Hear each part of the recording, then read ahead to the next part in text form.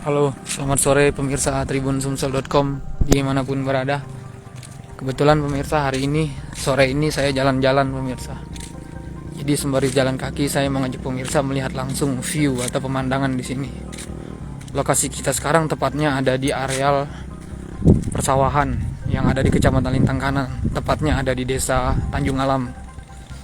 Jadi selain sawah di sini pemirsa, kita bisa juga ngelihat bukit barisan. Entah itu memang bukit barisan atau tidak tahu juga sih namanya. Intinya itu areal perbukitan sih pemirsa. Tapi memang cuacanya sore ini agak mendung pemirsa, jadi tidak terlalu cerah, jadi kurang kelihatan sih bukitnya. Dan langitnya juga kurang cerah.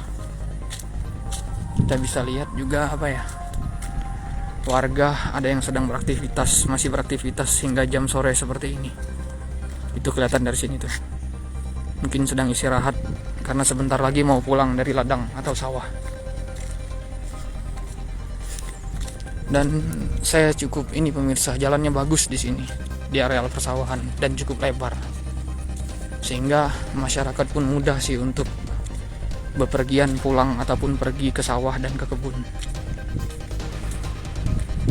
Tadi juga ada sih yang lari sore gitu. Walaupun tidak terlalu banyak, tidak terlalu ramai. Kita sambil jalan-jalan santai sore aja pemirsa.